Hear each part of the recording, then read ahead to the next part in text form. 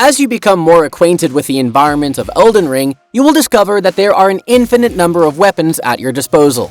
But which are the best? There are always decent weapons to be found, but some of the better ones are a little harder to come by, and are frequently constructed with certain criteria to effectively handle them. The game's recent update made significant tweaks to several of the weaponry in the game, but there's still a good selection to choose from. In this video, you will get to know about some of the greatest weapons in Elden Ring's early to mid-game. Though some require you to beat key bosses, several of these weapons may be found from the start of your trip, provided you have the right gear. But before we get started, don't forget to like and subscribe to this channel. Alright, without further ado, let's get started. Number 5. Katana. Katanas are among the most powerful weapon kinds that deal with blood loss. The Rivers of Blood Katana, on the other hand, stands out from the crowd. This is the best weapon that provides blood loss damage according to the Elden Ring community, making it extremely handy for PvP and normal dungeon crawling activity. To get the most out of it, you'll need to level up your Dexterity and Arcane, which will let you employ the weapon skill that increases blood loss damage even more. The weapon may be found on the mountaintop of the Giants, one of Elden Ring's later regions. This location is near the finish of the game, but it's vital to remember because it's easy to overlook. To obtain the weapon, slay the Red Phantom Bloody Finger Okina, who can be found immediately outside the Church of Repose. The church is located on the southern edge of the mountaintop of the Giant's eastern side, slightly west of the Fire Giant boss fight location.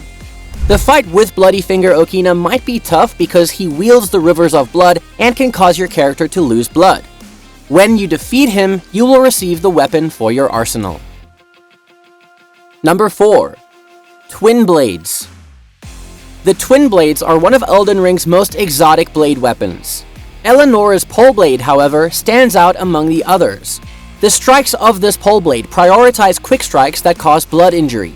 Eleonora's Pole Blade weapon art takes things a step further by letting you perform a sequence of spinning slash strikes that will hit foes around you and cause even more bleed damage. This weapon is designed particularly for Dexterity and Arcane users, but the requirements are reasonable enough for most players to wield it. This weapon is one of the best if your character is constructed for bleed damage. You'll need to go to the Second Church of Marika on the Altus Plateau region to find this weapon. This area may be found just north of the highway intersection grave site. To get this sword, you must have encountered Yura in Limgrave, the wandering samurai who assists you in fighting Red Phantoms. When you get to the church, you'll come across a crimson ghost named Eleonora, Violet Bloodyfinger. To begin this fight, you must first confront Yura at least twice in his questline. When you defeat Eleonora, you will obtain their weapon. Number 3. The Giza Wheel.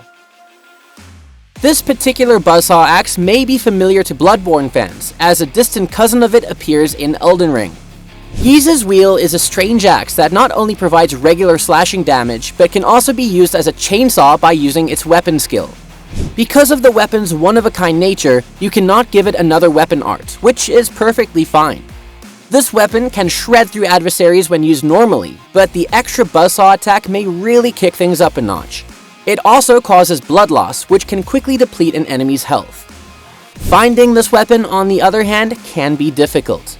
To claim this weapon, go to the Volcano Manor, which is located on Mount Gilmer in the game's northern region. You may get here by heading northwest from the Altus Plateau and into the mountains. You'll eventually reach the lava lakes, which are guarded by a gigantic magma worm. After you've defeated the lake and the giant mini-boss, continue on the trail until you reach the magnificent castle hidden in the mountains. Once inside the manor, speak with the NPCs in the area before proceeding upstairs, where you will encounter a Crimson Phantom named Inquisitor Giza. If you defeat him, you will receive his special buzzsaw weapon.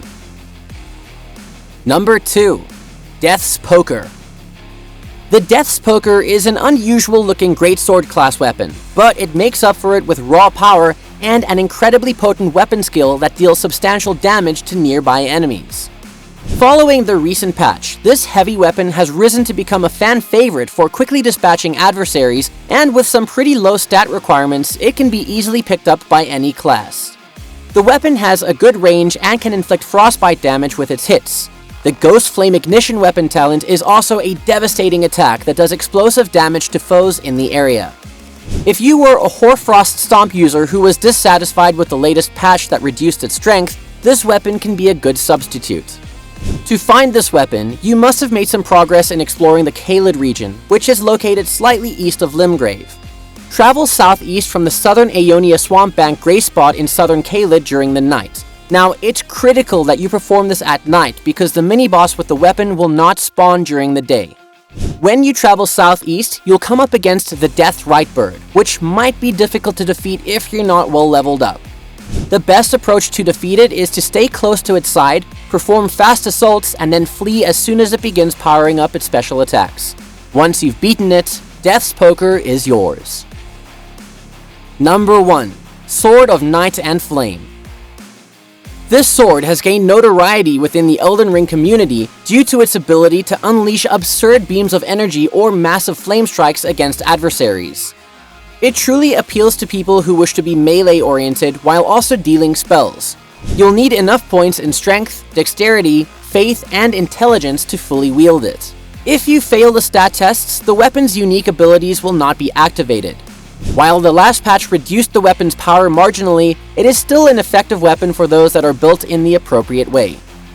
To obtain this weapon, you must travel to Caria Manor, which is located just north of the Liurnia of the Lakes region. This place is particularly deadly, since you'll have to contend with ghost knights and a slew of creepy hand-spider hybrid monsters that prefer to hide in the soil. When you reach the second floor, you'll come across a stone pathway teeming with ghost warriors.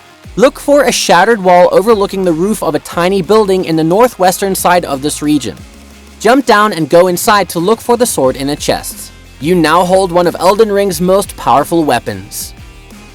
Bonus entry: Meteorite Staff. If you're a magic user looking for a staff to increase your casting powers in the early to mid-game, the Meteorite Staff is a good choice.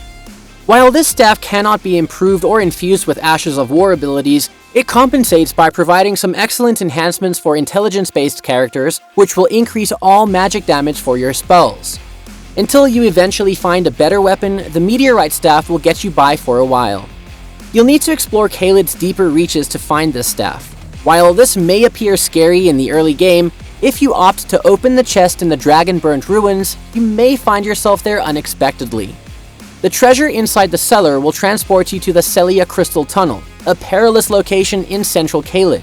Finishing this dungeon early is pointless, so leave as soon as possible. Once outside, proceed south into the swamp to discover the Street of Sages ruins, where you'll find a corpse holding the Meteorite Staff.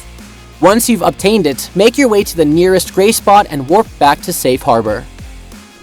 Well, that's all for today. We hope that you found this video informative. With the above-mentioned tools, you are going to make wonders. Before you go, don't forget to like and subscribe and hit that bell notification so that you don't miss out on any of our upcoming videos. See you in the next one.